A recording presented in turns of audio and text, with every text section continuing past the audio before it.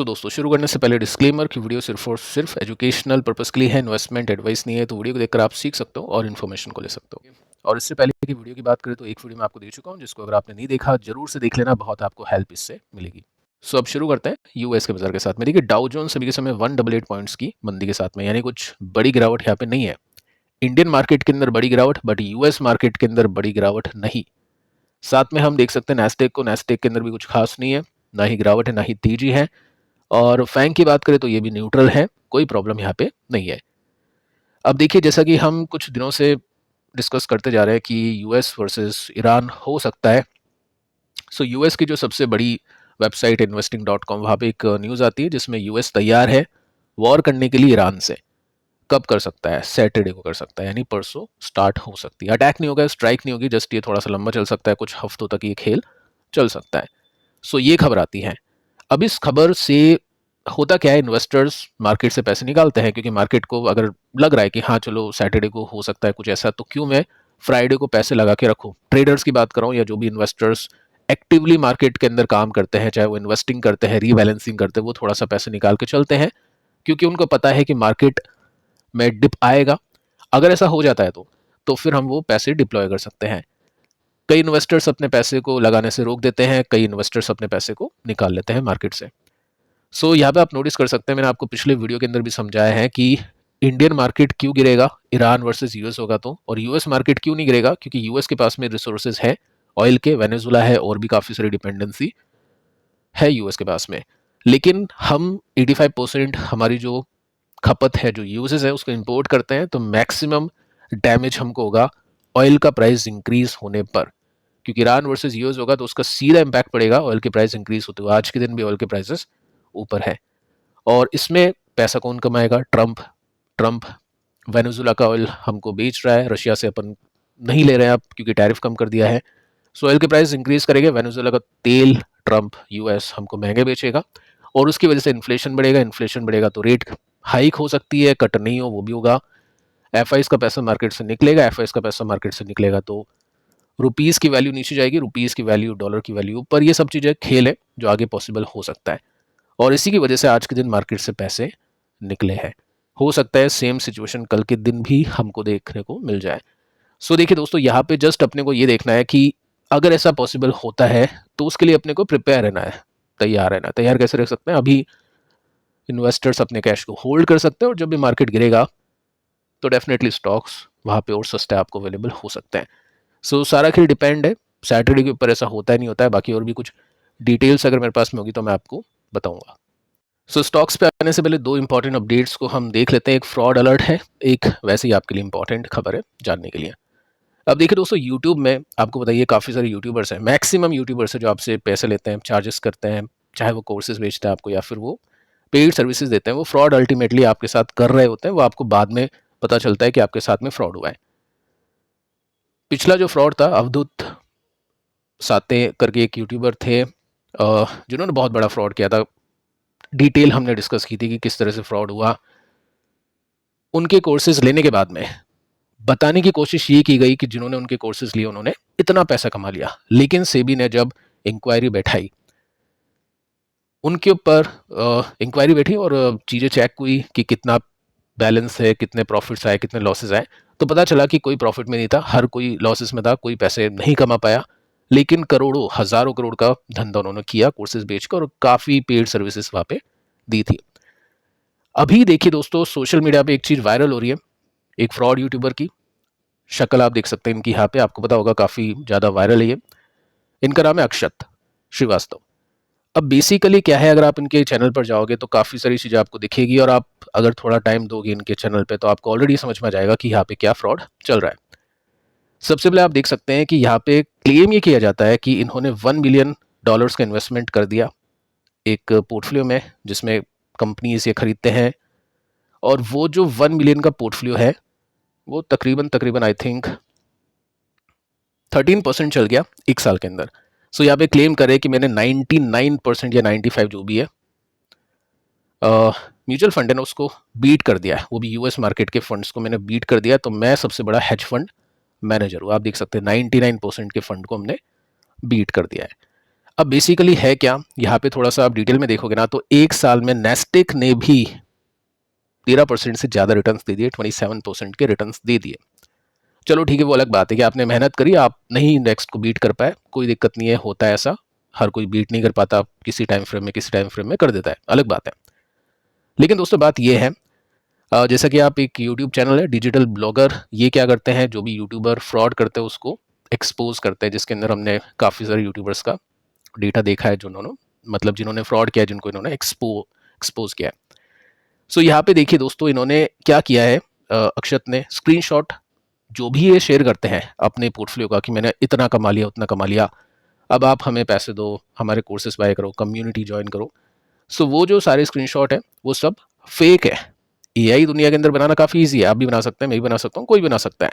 सो यहाँ पे देखिए हुआ क्या है, इन्होंने जो स्क्रीनशॉट शेयर किया, इसके अंदर आप देखोगे ना रीसेंट बाय एंड सेल, तो यहाँ पे आपको जो डेट है वो देखने को मिलेगी। इसको रेजोल्यूशन बढ़ा देना, एचडी में कर लेना, तब दिखेगा आपको। बाकी 17/12/2026 यानी दिसंबर 2026। सो दिसंबर 2026 जब आया ही नहीं तो रीसेंट बाय सेल आपने कैसे किया? अब ये एआई को प्रॉम्प्ट देना पड़ता है और उस बेसिस में क्या होता है, कभी कभी गलती कर देते हैं। 2026 का चल रहा होता है, ऑब्वियस अपनी आदत है, अपन डेट लिखते हैं तो 2026 आता है।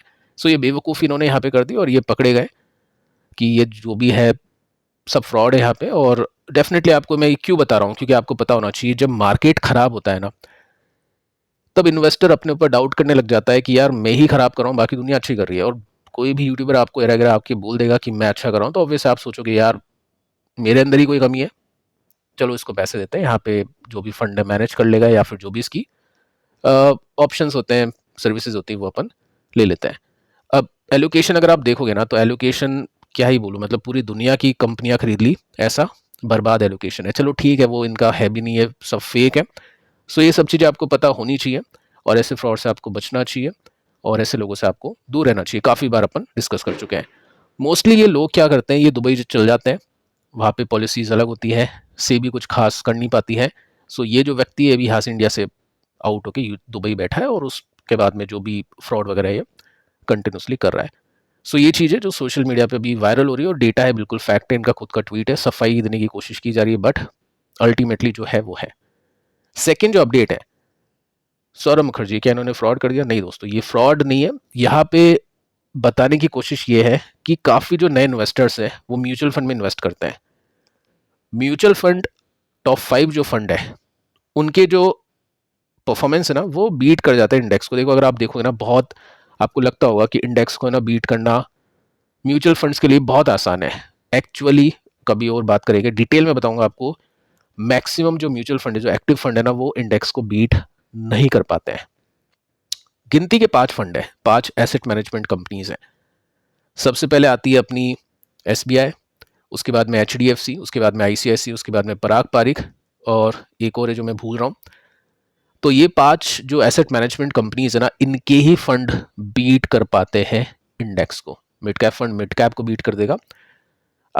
और जो स्मॉल, मतलब ऐसा नहीं है कि 5 के अलावा कुछ आपके पास में, ये 4-5 के अलावा और कुछ फंड आपके पास में है तो वो सब खराब है, उसको बेच दो, ये नहीं कह रहा हूँ।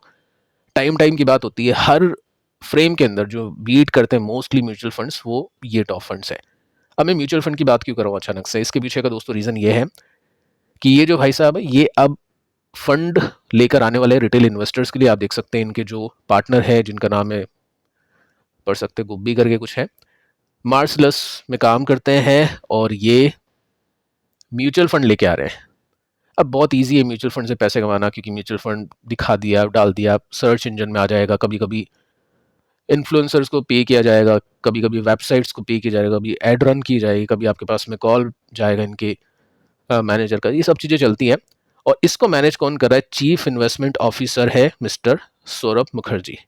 अब देखो बात तो कोई ऐसा है नहीं कि यहाँ से पैसा नहीं बनेगा, ठप्पा तो इनके ऊपर लग नहीं रहा है।